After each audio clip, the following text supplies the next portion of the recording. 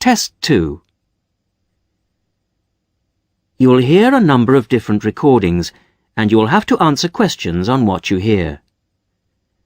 There will be time for you to read the instructions and questions, and you will have a chance to check your work.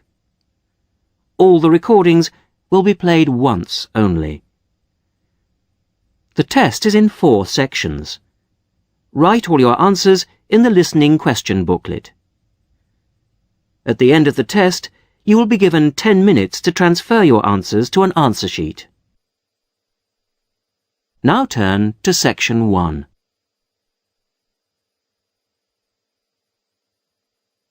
Section 1. You will hear a conversation between the receptionist of a language school and a student who has just arrived for the first morning of his English course. First, you have some time to look at questions 1 to 5.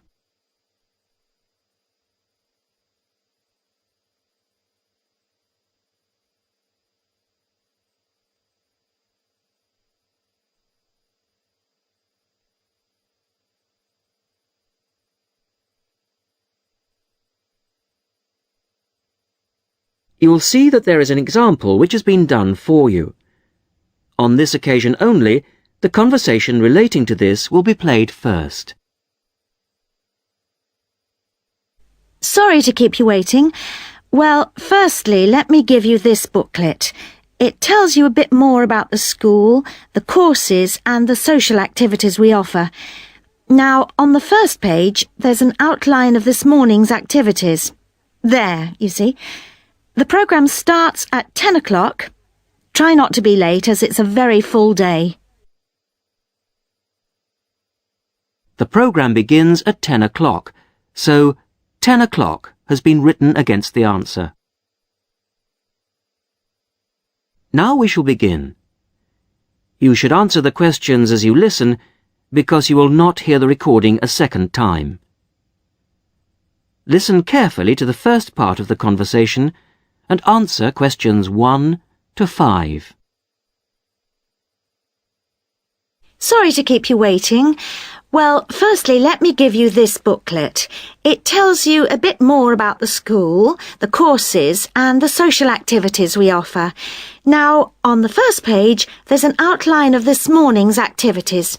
There, you see. The programme starts at 10 o'clock. Try not to be late as it's a very full day. At 10 o'clock, all the new students will gather in the main hall to meet the principal and the rest of the staff. In fact, you spend most of the morning in the main hall. Where's that? I'll show you in a minute. Just let me quickly run through this morning's events first, and then I'll explain how to get there. Yes, okay. Right, where were we? Yes, so the principal's talk will last about 15 minutes, and then the Director of Studies will talk to you for half an hour about the courses and the different requirements for each. After that, the Student Advisor will tell you about the various services and activities we offer to students. Any questions? So, all of this is in the main hall? That's right. And then you'll go next door to classroom 5 at 11 o'clock. What happens there? You'll have a test. Test? I don't like the sound of that. What sort of test? Oh, it's nothing to worry about. It's just a placement test to help us find your level of English so that we can put you in the right class. It won't last long. You now have some time to read questions 6 to 10.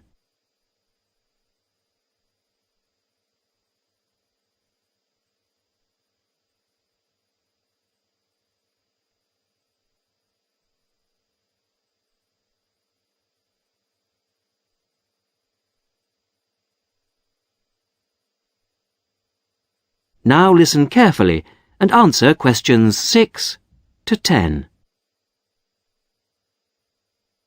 But how do I find the main hall? Right. If you look on the back of the booklet I gave you, you'll see a map of the school. Let me show you. Look, you came in through the main entrance here, and now we're here at reception. Now, to get to the main hall, you walk on to the end of this corridor in front of you, and then you turn left. Walk along past the language laboratory and then past the library, which is next to the language lab on the same side, and facing you is the main hall at the end of the corridor. You can't miss it. So it's next to the library, in fact. Yes, that's right. I should be able to find that.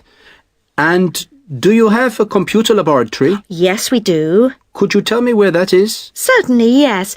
You go down to the end of this corridor again, but this time don't turn left, turn right away from the main hall. The computer lab is immediately on your right, OK? And where's the staff room in case I need to find a teacher at some stage? The staff room is near the main entrance, on the left over there, just opposite the reception desk. In a day or two, I'm sure you'll find your way around very easily. Oh, one last thing. Is there a student common room? Oh, yes, I forgot to mention that. It's this area here, very close to where we are now, to the right of the reception desk as you come in the main entrance. There's tea and coffee facilities there. Great. Thank you very much. You're welcome. That is the end of section 1. You will now have half a minute to check your answers.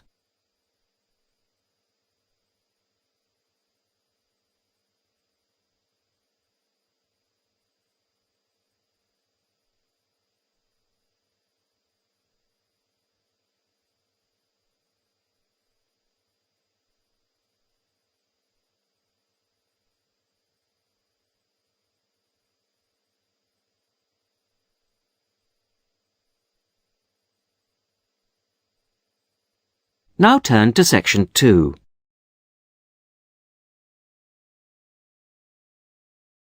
Section 2. You will hear a talk given to new students about a university advisory service. First, you have some time to look at questions 11 to 15.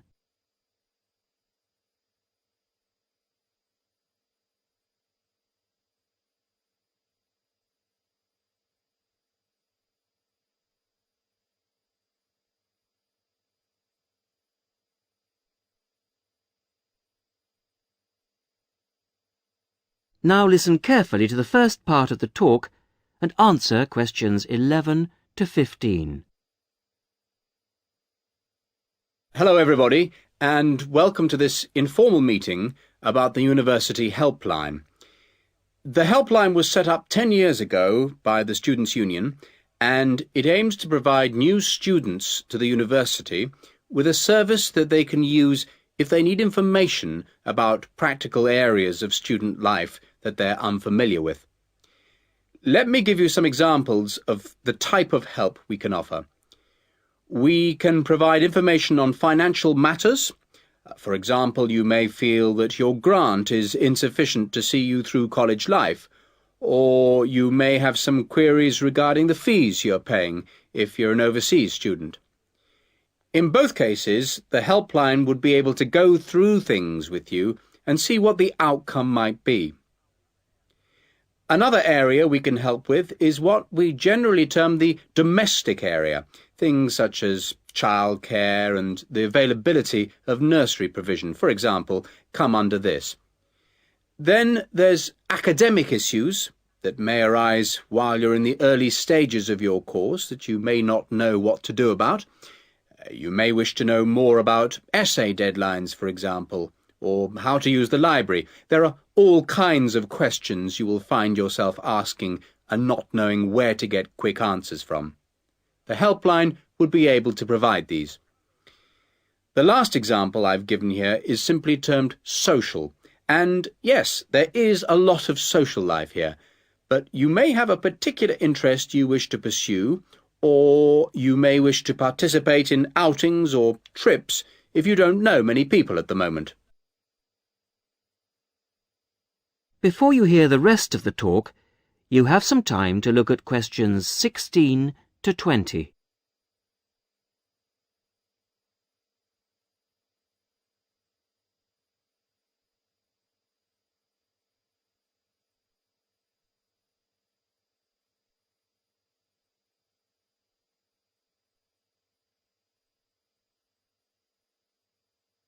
Now listen and answer questions 16 to 20. Let me give you some details so that you know where to go and who to see if you want to pay us a visit.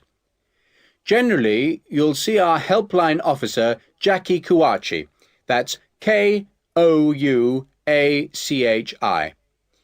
Jackie is a full-time employee of the Student Union, and she works in the Student Welfare Office. That's the office that deals with all matters related to student welfare, and it's located at 13 Marshall Road. I have some maps here for those of you who haven't been there yet. If you wish to ring the office, the number is 326-9940. That's 326-9940.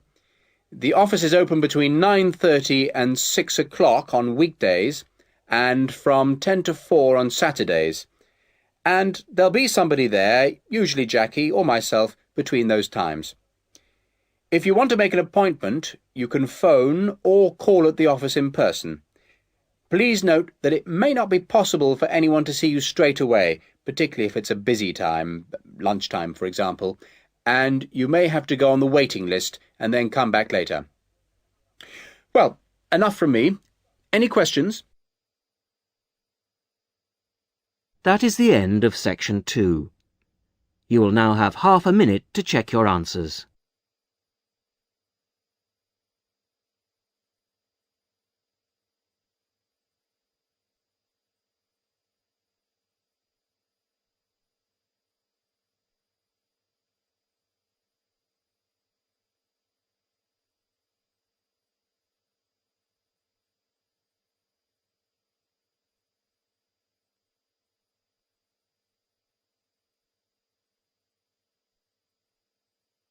Now turn to Section 3. Section 3. You will hear the beginning of a tutorial on a business studies course. The tutor is discussing job interviews with two students, Muriel and Dave. First, look at questions 21 to 24.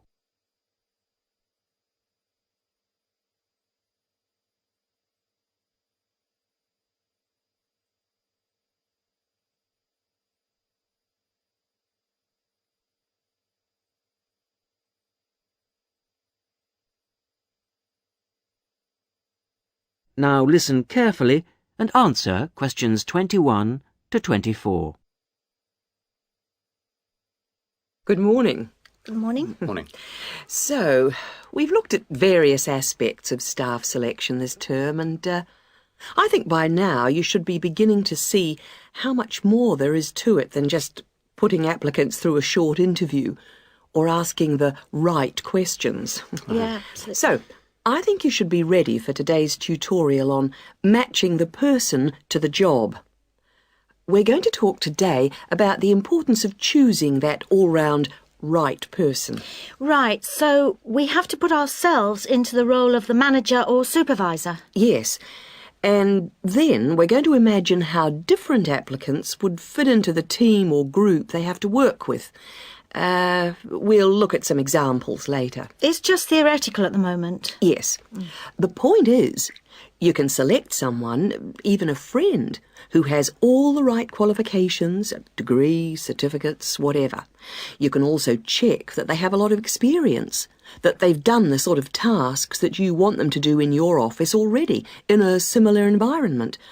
But if they start work, and you realise that they just don't get along with everybody else, that, say, they've got sharply contrasting views on how something will work, well, with the best will in the world, you may be backing a loser.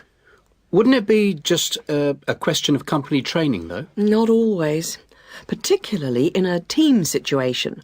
And I think it's important to think in terms of that type of working environment. People have to have faith in each other's ability to carry out the task their boss has set them. They have to trust that everyone will do their part of the job. And you can't necessarily train people for this. But it's like trying to find out what someone's personality is like in a job interview. I mean, you just can't do that. even if you try, you won't find out what they're really like until they actually start work. Well, in most interviews, you usually ask candidates questions about their hobbies and what they like doing in their spare time, that sort of thing. So, employers are already involved in the practice of, well, doing part of the task. But it doesn't tell you anything. It doesn't tell you if they're easygoing or hate smokers or whatever. Well, arguably, it does give you a bit of information about an applicant's character. Now look at questions 25 to 30.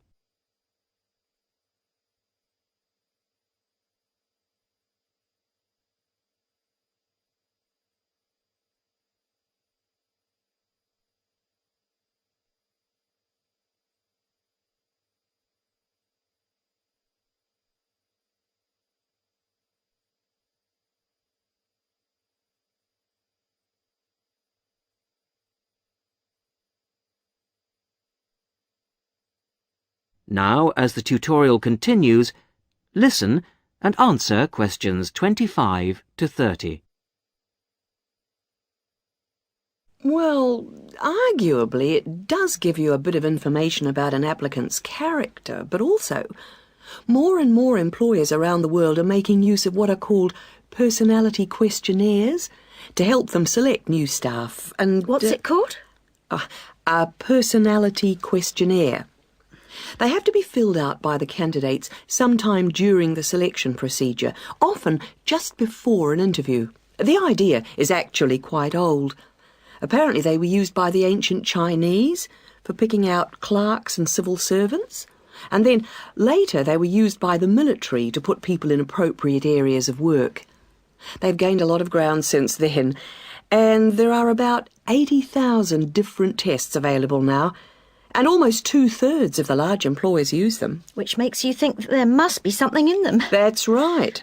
They ask the sort of questions that you might expect, like, do you like working under pressure, or are you good at keeping deadlines? And what if people can see through them and just write what they think the employer wants to see? Well, that's always a possibility. I mean, it's human nature to lie, isn't it? Well, that's the point. Apparently it isn't. These tests are compiled by experts, and they believe that the answers can provide a few simple indicators as to roughly the type of person that you are, that people will generally be truthful in that situation. And then you can go some way towards finding out whether someone's, say, forward-looking, a go-ahead type of person, or resistant to change. Yes, and there are all kinds of other methods which can be... That is the end of section 3. You will now have half a minute to check your answers.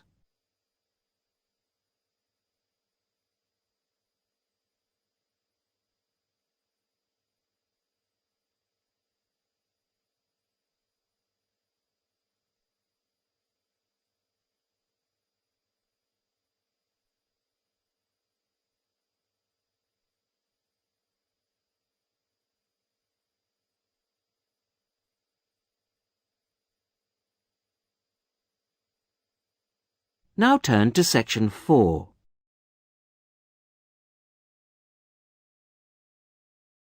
Section 4. You are going to hear a talk given by a student to a tutor and a group of fellow students in a seminar. First, you have some time to read questions 31 to 34.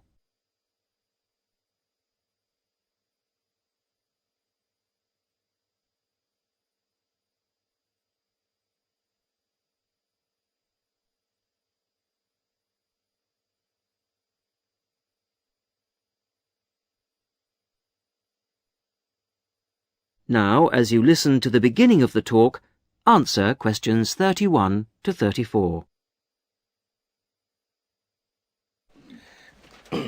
Right. Are we all here? OK. As you know, today Vivian is going to do a presentation on the hat-making project she did with her class during her last teaching practice. So, over to you, Vivian. Thanks. Mr. Yardley has asked me to describe to you the project I did as a student teacher at a secondary school in London. I was at this school for 6 weeks, and I taught a variety of subjects to a class of 14-year-old pupils.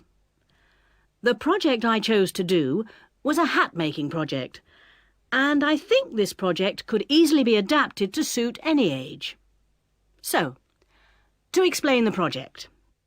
After we'd done the research, we went back to the classroom to make 2 basic hat shapes using rolls of old wallpaper. We each made, first of all, a conical hat by, well, if I show you now, cutting out a circle and then making 1 cut up to the centre and then, overlapping the cut like this. A conical hat that sits on your head. The other hat we made was a little more complicated. First of all, we cut out a circle again, like this. Then you need a long piece with flaps on it. I've already made that bit, which I have here. You bend the flaps over and stick them with glue or Pritt stick to the underside of the circle, like this. Again, I've prepared this so that I don't get glue everywhere. The pupils do, of course, so you need plenty of covers for the table. And there you have a pillbox hat, as in pill and box. Now, variations and combinations of these 2 hat shapes form the basis of the pupils' final designs. Now you have some time to look at questions 35 to 40.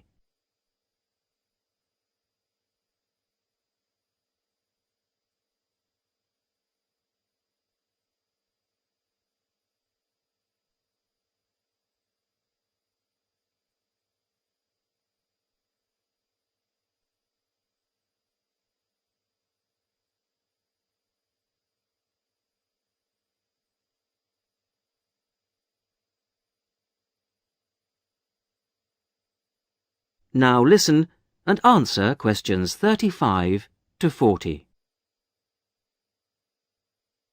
The next stage of the project was the design phase, and this involved, first of all, using their pages of research to draw a design of their hat on paper. That's the easy part. They then had to translate their 2-dimensional design into a form to fit their head. I encouraged them to make a small-scale, 3-dimensional hat first, so that they could experiment with how to achieve the form they required. And I imposed certain constraints on them to keep things simple. For example, they had to use paper, not card. Paper is more pliable and easier to handle. They also had to limit their colours to white, grey or brown shades of paper, which reflected the colours of the buildings they were using as a model for their hats.